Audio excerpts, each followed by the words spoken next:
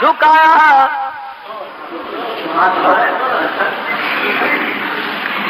درود شریف پڑھ, سبحانک اللہم پڑھ, اللہم اغفر لحینا و میتنا پڑھ, اللہم اجعلہ لنا اجعل حالنا پڑھ,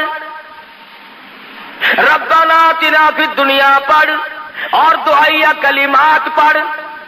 الہی ہے تو اس کا بھی نام نماز. نماز میں تو جمعے میں سجدے کیا کرتا ہوں, میں تو عصر کی نماز میں رکوع سجدہ کرتا ہوں, مغرب عشاء فجر کی نماز میں سجدہ کرتا ہوں, تہجد اشراق کی نماز میں سجدہ کرتا ہوں, 4 ثوابین کی نماز میں سجدہ کرتا ہوں, تحیۃ الوضو کی نماز میں سجدہ کرتا ہوں, عیدین کی نماز میں سجدہ کرتا ہوں. فرمایا ٹھیک ہے, وہ نمازیں میری ہیں اور یہ بھی دعا تو مجھ سے ہو رہی ہے, مگر سامنے ابدال رکھا ہوا ہے, سامنے جنازہ قطب کا ہے, سامنے جنازہ غوث کا رکھا ہوا ہے, سامنے جنازہ پیران پیر کا ہے. خبردار اگر سر جھکایا,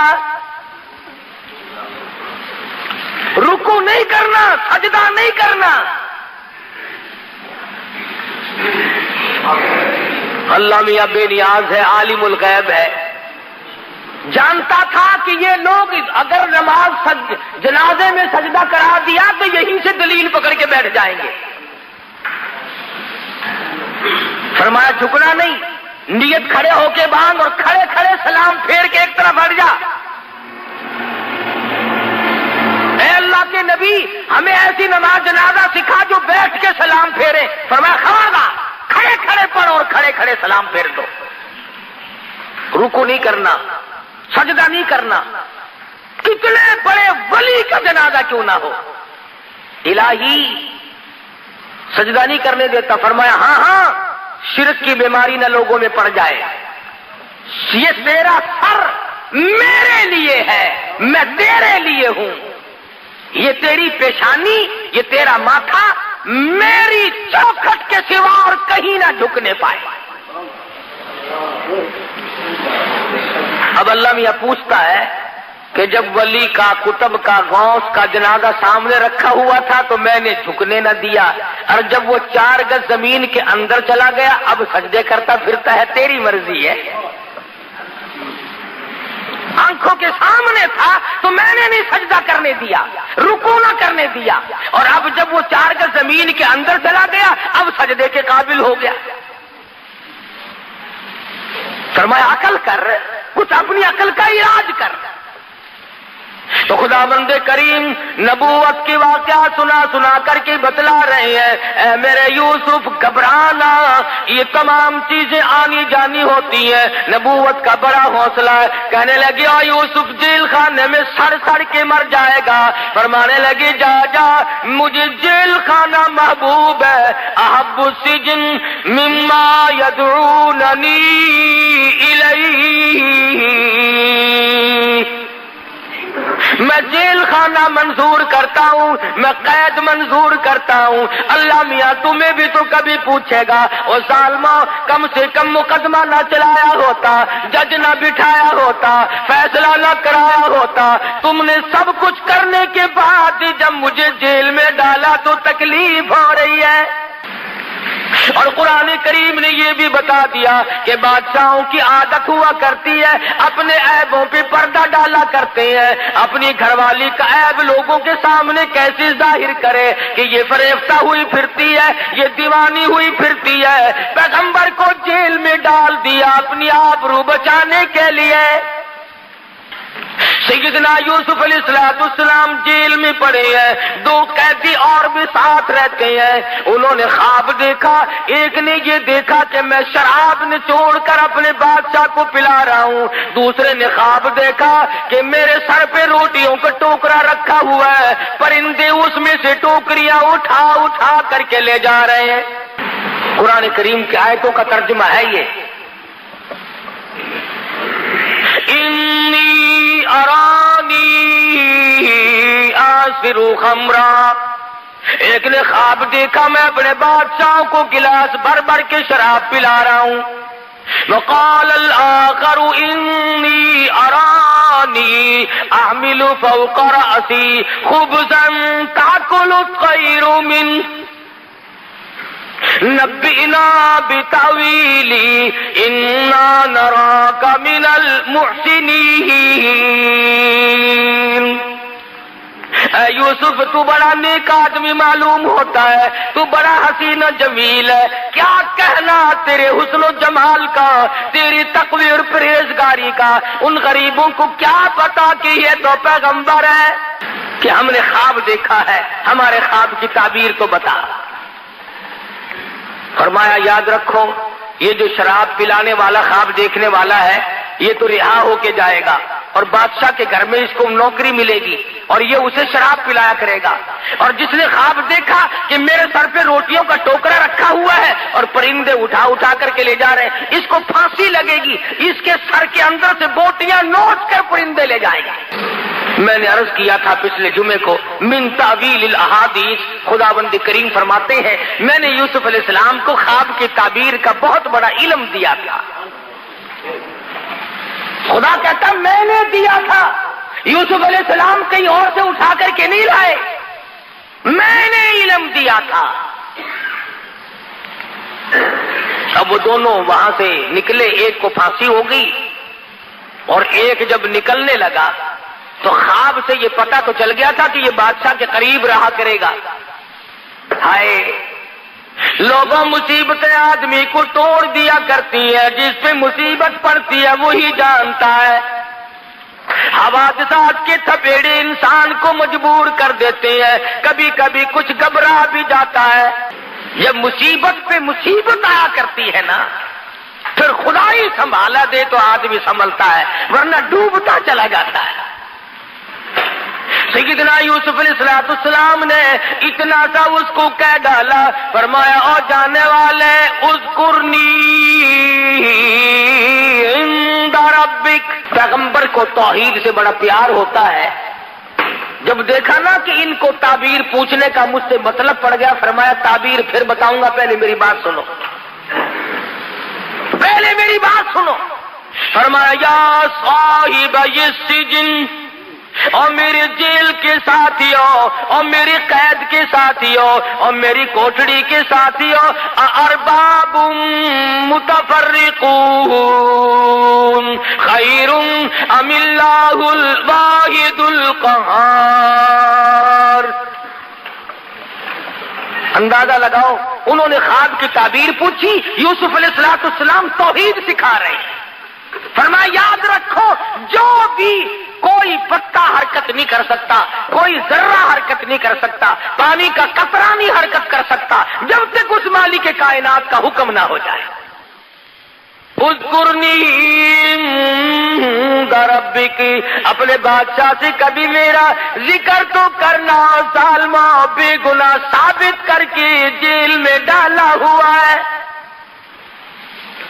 جرم تیری بیوی کا، قصور عورتوں کا، جیل میں کاٹوں، عورتیں ہوا بھاگتی پھرتی ہے، بنگلور کوٹھی اور محلوں میں دندناتی پھرتی ہے، میں بے گناہ، میں بے قصور، میں یہاں پر بے خطا پڑا ہوا ہوں۔ اذکرنی عند ربک، اور کبھی کسی بات کو چلا کر میرا ذکر تو کرنا۔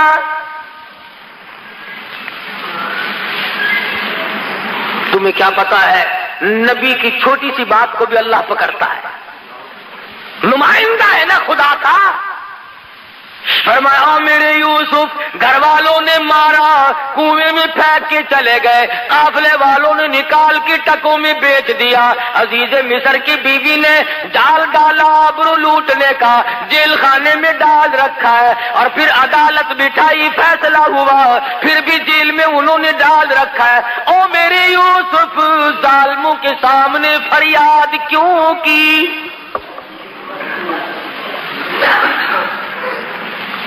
مجھے بھی تو پتا ہے کہ آپ جیل میں ہیں، جس نے جیل میں ڈالا اپنی آبرو کو بچانے کے لیے اسی کے سامنے پھر فریاد کرتے ہو۔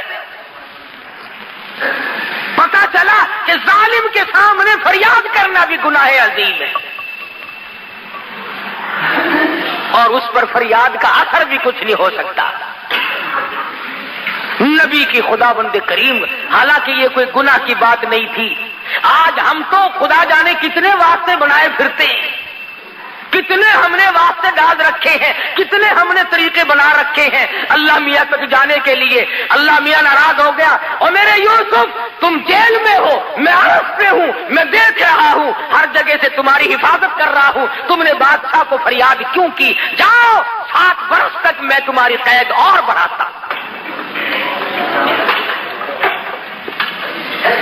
کسی غیر کو سجدہ نہیں کیا، کسی غیر کے سامنے دامن نہیں پھیلایا، جھولی نہیں پھیلائی، صرف اتنی سی بات کہی ہے، اذکرنی عند ربک، ذرا ذکر تو کرنا، کبھی شراب پلاتے پلوتے اٹھتے بیٹھتے بات چلا کر کے کبھی میرا ذکر تو کر دینا۔ آواز آئی، او میرے یوسف میں عرش پہ تیرا ہر وقت ذکر کرتا ہوں، تو اپنا ذکر ظالم کی مجلس میں کیوں کراتا ہے؟ نبی میرا ہو، پیغمبر میرا ہو، میں نے تجھے بھیجا ہے ان کے سامنے۔ فَأَنسَاهُ الشَّيْطَانُ فَلَبِثَ فِي السِّجْنِ بِضْعَ سِنِينَ، اس ملازم کو اللہ میاں کہتے ہیں شیطان نے بلا دیا، 7 برس پھر ہو گئے جیل میں پڑے پڑے۔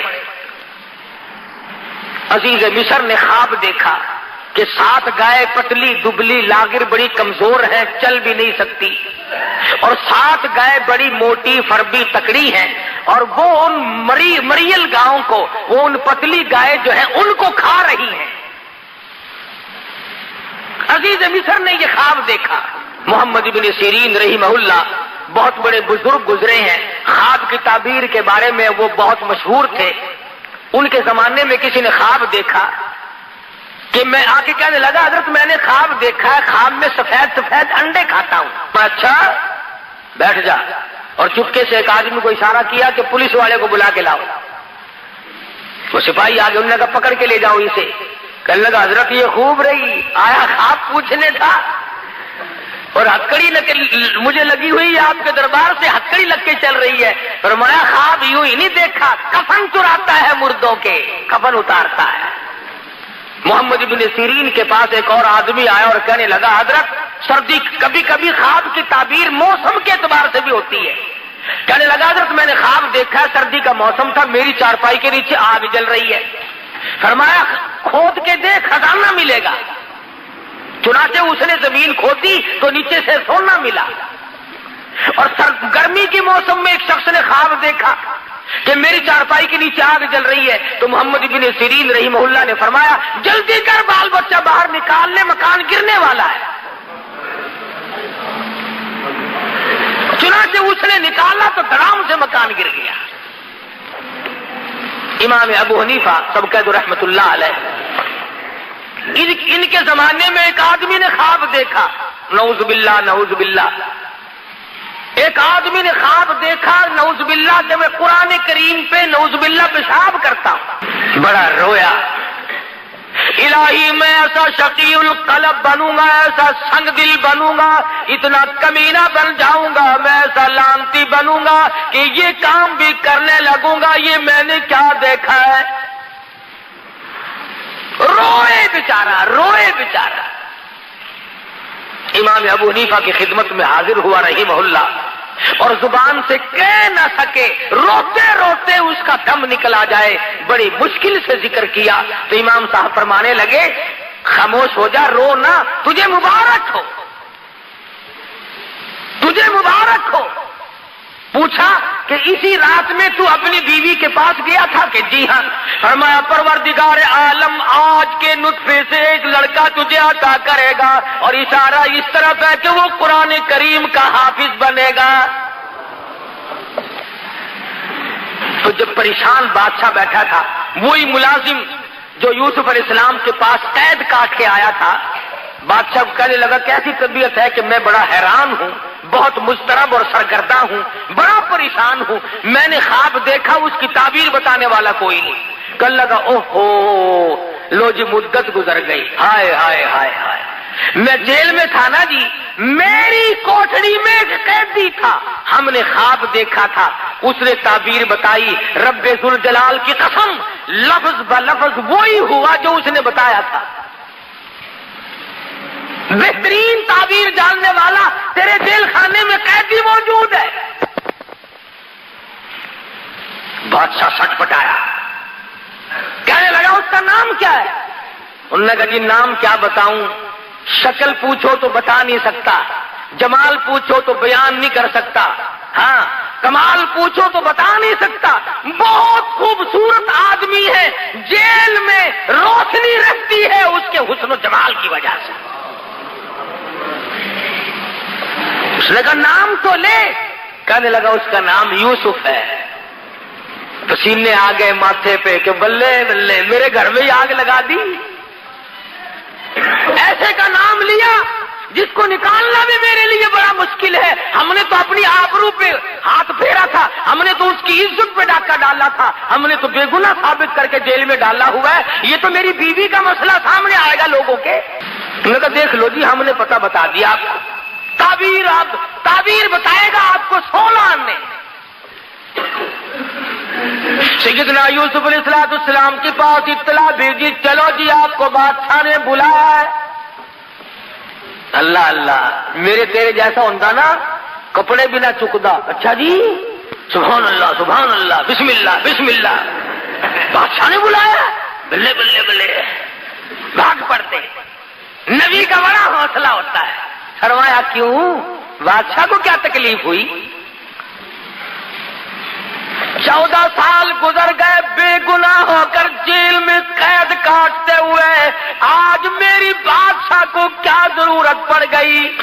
اطلاع دینے جو گیا تھا نا بلانے کی، اس نے کہا بادشاہ نے خواب دیکھا ہے، اس کی تعبیر پوچھنا چاہتا ہے۔ فرمایا ہاں وقت آ گیا۔ فرمایا جاؤ جاؤ، ادھر ہم قید کاٹتے ہیں یا تعبیر بتاتے ہیں؟ ہم نہیں بتاتے، جاؤ یہاں سے۔ اور بادشاہ کو کہو میں نہیں آتا۔ اس نے جا کر کے بادشاہ کو کہا کہ جی وہ قیدی تو بڑا سخت ہو رہا ہے جی۔ اس نے کہا کیوں؟ کہ وہ کہتا جاؤ جاؤ میں قید کاٹتا ہوں کہ تعبیر بتاتا ہوں؟ کبھی کبھی ہو جاتا ہے ایسا بھی، اپنا مطلب جو پڑ گیا۔ فرمایا آ یوسف باہر آ جا، مجھے تعبیر بتا دے ورنہ میں مرتا ہوں۔ فرمایا ایک ہی صورت ہے، ان انگلیاں ہاتھ کاٹنے والی عورتوں کو اکٹھا کرو، ان تمام عورتوں کو بلاؤ جنہوں نے مکر کیا تھا، جنہوں نے ہیلا کیا تھا، جنہوں نے نبوت کی آبرو پہ ڈاکے ڈالنے کی کوشش کی، وہ جیل کے صدر دروازے پہ کھڑی ہو کر اعلان کرے قصور ہمارا، گناہ ہمارا، جرم ہمارا، یوسف علیہ السلام بے گناہ ہے، تب میں باہر نکلوں گا۔ ہو گیا، کہنے لگی چلی جا، ذرا سی دیر کے لیے چلی تو جاؤ۔ انہوں نے کہا میں نہیں جاتی۔ انہوں نے کہا دیکھ پھر میری شہنشاہیت تو نہیں رہتی۔ انہوں نے کہا باہر میں جائے تیری شہنشاہیت، میں بدنام ہونے کیوں جاؤں؟ قصور تو سارا میرا ہے، میں نہیں جاتی۔ ہم چھوٹے چھوٹے لوگ جو ہیں وہ تو عورتوں کو کھلے سے مناتے ہیں، بڑے بڑے منت کیا کرتے ہیں۔ آپ جو سادے سے آدمی ہے نا جٹ قسم کے، ذرا سی بات تو مارا رکھ کے تھپڑ ہو گری سیدھی ہو کے۔ بڑے بڑے لوگ ذرا ترلا کیا کرتے ہیں، کہنے لگا دیکھو نا مر رہا ہوں، میرے لیے ذرا چلی چلو کوئی بات نہیں۔ بڑی مشکل سے منایا۔ کہنے لگے اچھا جاؤں گے تو صحیح، کہوں گی کچھ نہیں۔ انہوں نے کہا اور وہاں جائے گی لڈو کھانے؟ پھر عورتیں ہیں، مرد ہیں، اپنے ہیں، پرائے ہیں، سب کے سامنے آئی اور آ کے کہنے لگی قالت امرأۃ العزیز الآن، قالت امرأۃ العزیز الآن حصحص الحق انا راودته عن نفسه وانه لمن الصادقین۔ اور مصر والوں اور عورتوں، مردوں اور غلاموں اور چھوٹے بڑے تمام کے تمام سن لو، قصور میرا، جرم میرا، خطا میری، میں دیوانی ہو گئی، میں فریفتہ ہو گئی، میں مر مٹی، قصور سارا میرا، اور میں اعلان کرتی ہوں یوسف جیسا پاک دامن اس زمین پہ آج تک کوئی آیا ہی نہیں۔ ایسا پاک دامن مشکل سے کوئی آیا ہوگا زمین پہ جیسا یوسف علیہ السلام ہے۔ اعلان کرتی ہوں پھانسی لگاؤ، ذلیل کرو، بے عزتی کرو، کچھ بھی ہو، اور نبوت کی صفائی دینے کے لیے چل کر آئی۔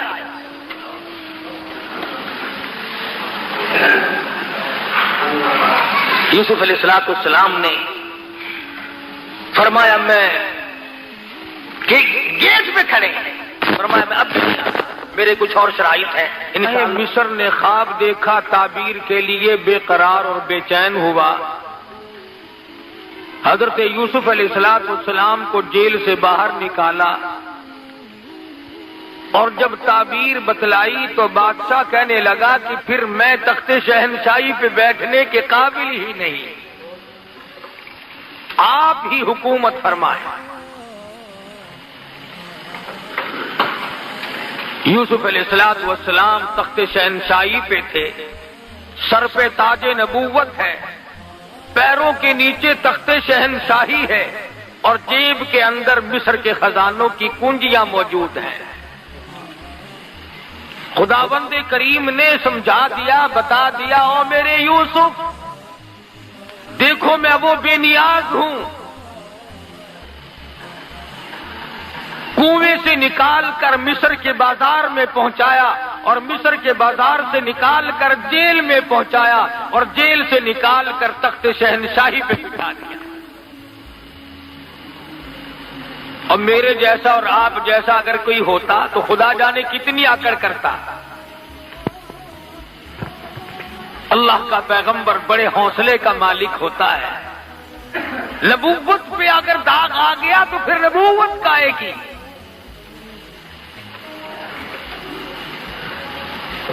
سیدنا یوسف علیہ السلام کے سر کے اوپر تاج نبوت ہے، تخت شہنشاہی ہے، حکومت فرما رہے ہیں۔ ایسے وقت میں بھی اللہ پاک کی حضور میں عاجزی کرتے ہیں، انکساری کرتے ہیں، مالک کائنات کی بے نیازیوں کو دلوں تسلیم کرتے ہیں، حالات سے تسلیم کرتے ہیں۔